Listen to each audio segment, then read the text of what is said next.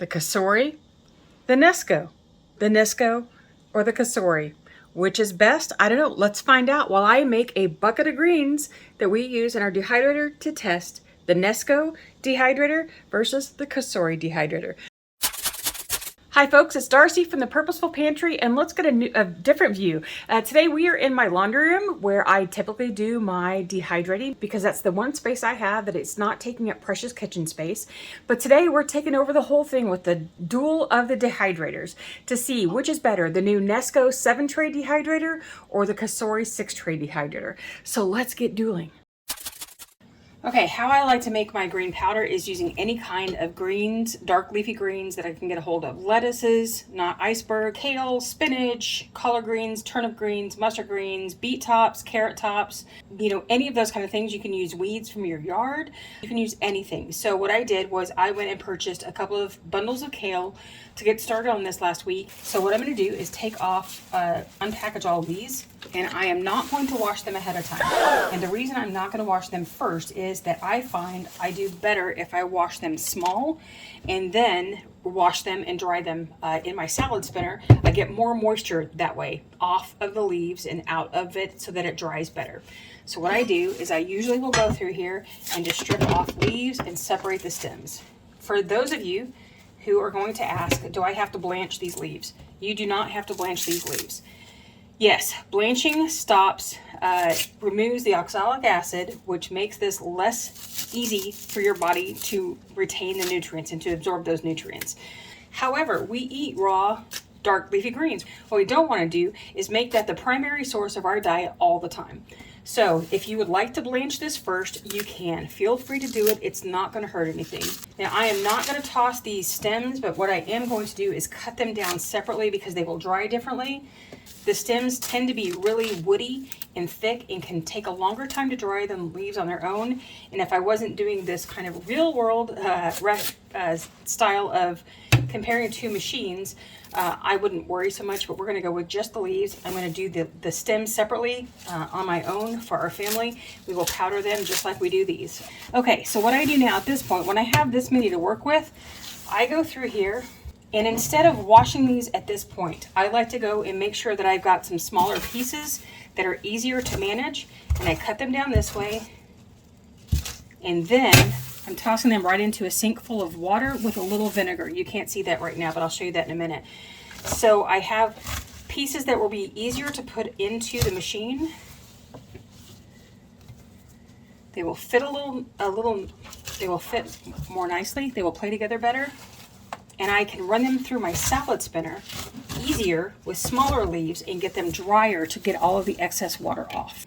So here's my sink full of water and a little vinegar, and I am just going to go through here and make sure that these leaves are completely coated, that we've washed off whatever surface dirt that we can wash off. Part of this hot water will help reduce the bulk of the leaf a little bit and will soften them up. You can also take them and just run them through your hands like this, and it helps break up those fibers on the inside, and it will help make this a little easier to process. It's a trick for you too if you eat kale fresh and you find that you just have to chew and chew and chew and it's hard. You can break up those fibers ahead of time by just crushing them like this over and over. Okay, I'm going to take this out and I'm going to wring it a little bit. And this can be the place that you do a lot of smushing of the leaves right there. That gets a big bulk of the water out. And this could be where you stop. You may not want to do it. But I really like having the salad spinner because it will help me get rid of even more of the liquid. Because the less liquid going into the machine, the faster it will run. All right, I'm not going to do more than that. And that's still really dry. Here we go.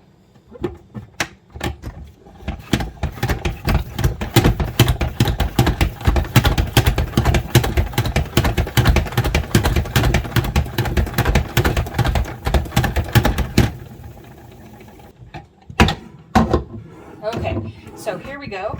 Those are our leaves. They are really, really dry. They're not, fully dry. There's still some moisture in there, but certainly not what was there before.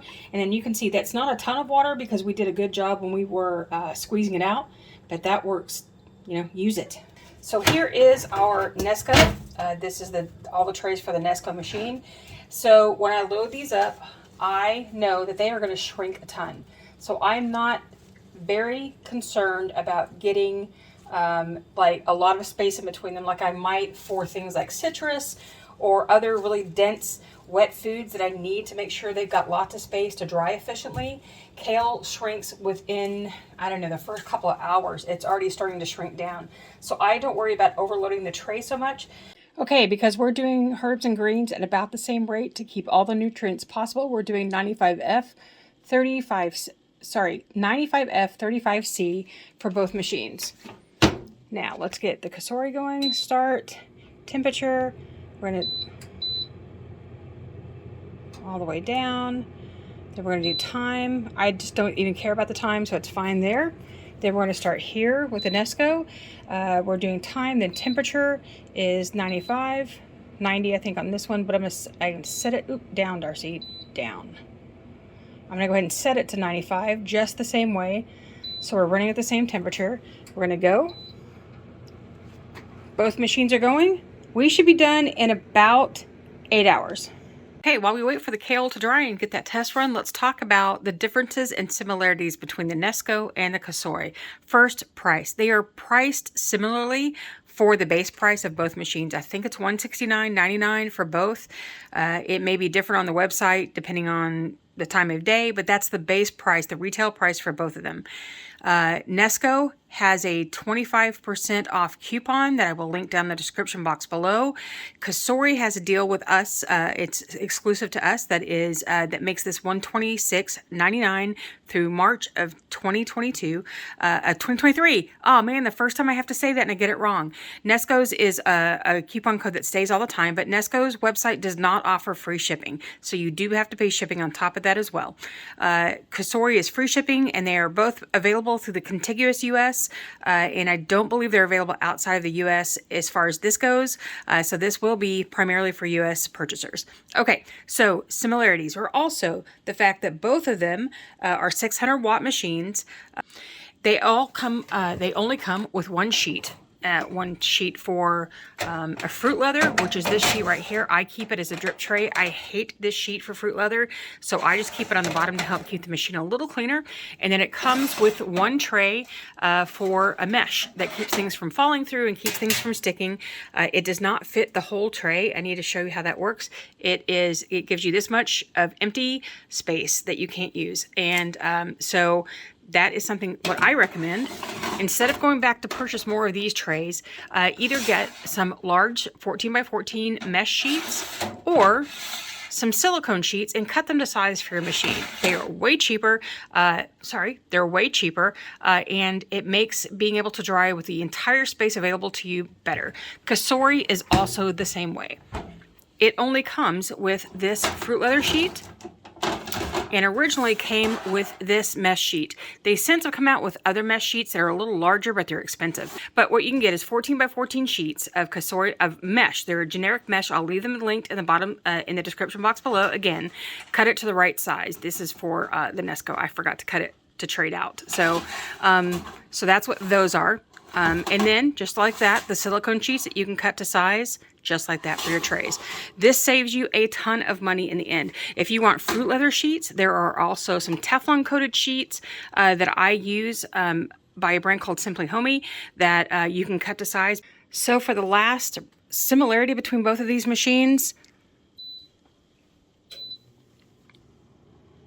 they are both incredibly quiet. If I have this going and we are in the room, we don't notice them at all. So let's talk about some of the differences between the two machines. When you start these up, Nesco is a 24-hour timer and the Cosori is a 48-hour timer. The thing that will happen is with a Cosori, after running for the 48 hours, you need to give it about a 2-hour rest and then you start it again. Nesco has said they do not require any rest time at all. But some things will take longer than 24 hours to dry, so you will have to restart that machine if your product is not dry yet. Okay, so some other things that are different between the two of them. Get you up here. The Cosori is quite a bit heavier and it's also 2 inches longer. They are the same width at 13 and a half, I think, or 13 3/4. Yeah, it's 13.5 across for both. Okay, these are both 13.5 across. The Cosori is 17.75 long inches. These are inches. This one is 15.75 inches long. They both need about a 6-inch gap around them to be safe to dry so that you don't overheat the machine and they get good airflow. The Cosori has handles. The Nesco does not. Although the Nesco is a little lightweight, a lighter weight than the Cosori, trying to manage could be a little awkward. So use the handles on the Cosori if you're moving it from place to place. It's definitely a help. They both have out vents for airflow. They're in the back in the Nesco. They are in the front for the Cosori. These are stainless steel outers. They are stainless steel trays. But the Nesco, part of why it is a little lighter is that the door here is all plastic.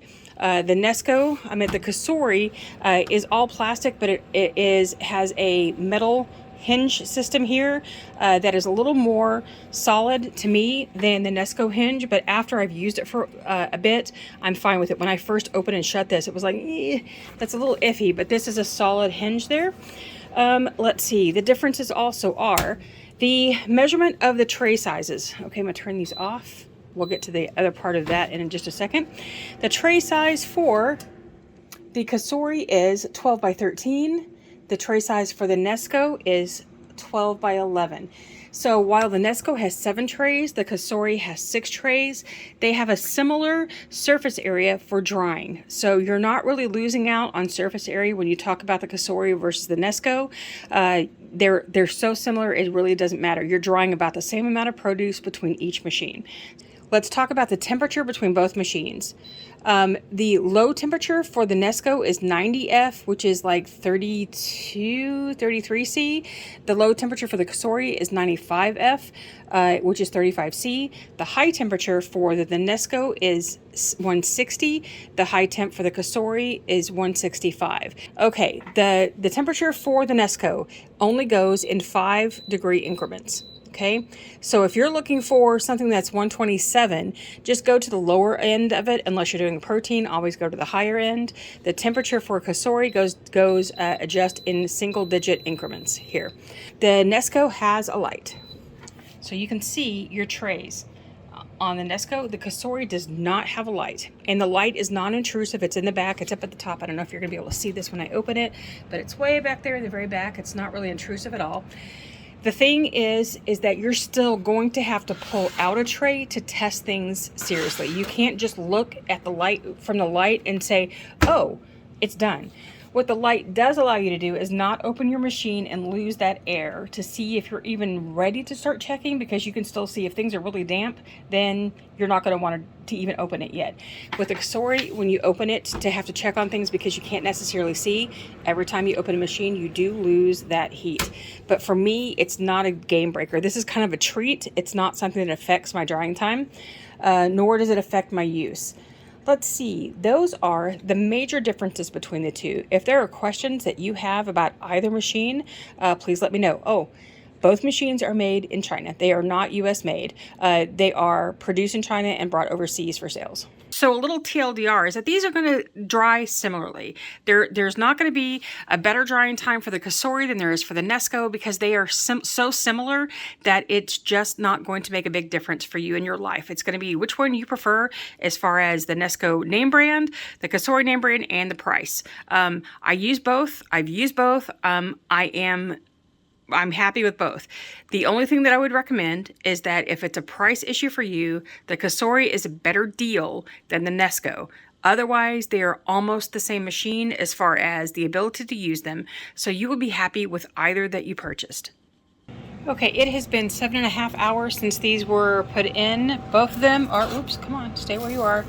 Some parts are, you can start to feel they're getting a little dry. You can start to hear that little bit of crunch factor. But they are still not going to be ready to dry anytime soon, because I'm drying them at 95 instead of 125, which is recommended by most books, or 135 or 45 even when you're making kale chips, when you want to get them really, really crispy. But what we're trying to do is reserve all of the nutrients in the greens to make it worth keeping. So they do take longer at this lower temperature. So now, after both machines have had plenty of time to test, I tested a few hours ago to see what would happen between both machines, and they were identical as far as dryness at that time. Dry, completely dry. Okay, these dry at about the same rate. There is really no big difference between them. We are good to go with all of the kale.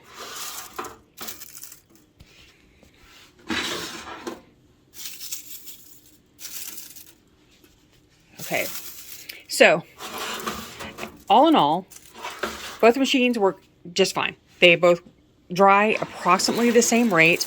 I would say that in the early hours, the Cosori was a little faster. Not a lot faster, but a little faster. And I think probably it could be because there's a little bit more airflow between each of the trays because you've got a little extra space. But ultimately, the timing of the two, it doesn't matter. It was minuscule. So we have our kale leaves done. Now, if you want to store these, it's basically easy putting them in an airtight container. Okay, they're going to take up a lot of space because they are, they're big and they're not going to be compact the way other foods would be. So you're going to want a larger container unless you plan on going straight to powder. I am not, because I know that one of my next projects in my kitchen is to clean out my refrigerator. We bought a lot of produce for the holidays and right after the holidays and ended up not being able to use most of them because we had an emergency. So I'm going to start preserving all that now. And so some of that stuff is going to go in here. There were some salad packets that before they go bad, I want to go ahead and get them preserved and just like you do kale. They have as much benefit as kale does, so we're going to take care of those. So I'm not going to powder all of it until I get them all ready because there's no point in it for me to dirty up my mixer twice. So I'm just going to put them in this container. And the benefit to a container like this is, like I mentioned earlier, about if you have a soup or a stew that you want to put some bulk of something in, or if you're making some kind of dish that you're going to throw spinach into and you don't really want to powder, but you actually want the leaves, you can have a container like this that you just pick up a handful and crush it to make them smaller pieces and put it into your meal, or leave them whole, however you'd like to do it, because they don't have to be powdered. I just prefer to powder most of what I do because I can integrate it into anything I cook, from eggs to meatloaf to any kind of casserole I'm doing. I put green powder in everything that we do. 1 cup of fresh greens in general equals about a third of a cup dried. Maybe up to a half, depending on your leaf size and the bulkiness of the thing. And it's about 1 tablespoon of powder. So a tablespoon of green powder into any dish is about a cup worth of whatever the green was fresh. So you're getting quite a bit of nutrients that way. All right, let me go through here. Now, when my container gets full, I just crush it because I'm not so concerned about them being full size all the time. So I just crush it down some.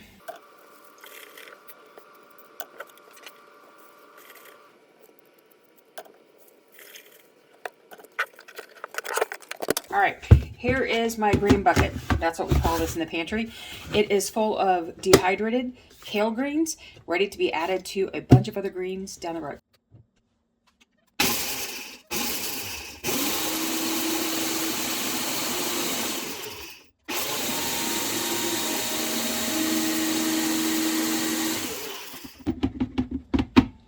And I will warn you, do not open this until things have settled. Because what can happen is if you open it, I don't know if it's going to show here. I may have given it just enough time. I don't know if the camera's picking it up, but I can see it right here. You will get a waft of green dust powder that you don't want to put up in your nose at all. Okay, so that's the first grind, and you're going to see it's pretty fine, but you still see some stem. Stems are a little harder to get fine than the regular powder is. So what you can do here is you can sift this with a fine mesh strainer, pour it through, get the powder out, have your bits left over, and do it in a smaller grinder, because when you have small amounts, smaller grinders work best.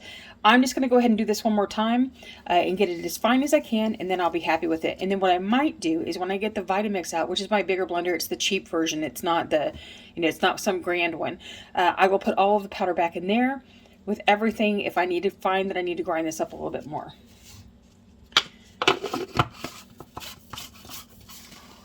But if you're cooking something like a stew or a soup where it's going to be a long simmer and it's going to be there a long time, those little bits won't matter as much because they will soften up and they will cook down with your soup or stew. But if you were to put this in with eggs, that's just a quick put it in, finish cooking up your eggs and serve it, this is not something that you would want to put in there because you're going to have those crunchy, they're not even going to be crunchy, they're just going to be these bits of fiber stuff that you have to do with your eggs.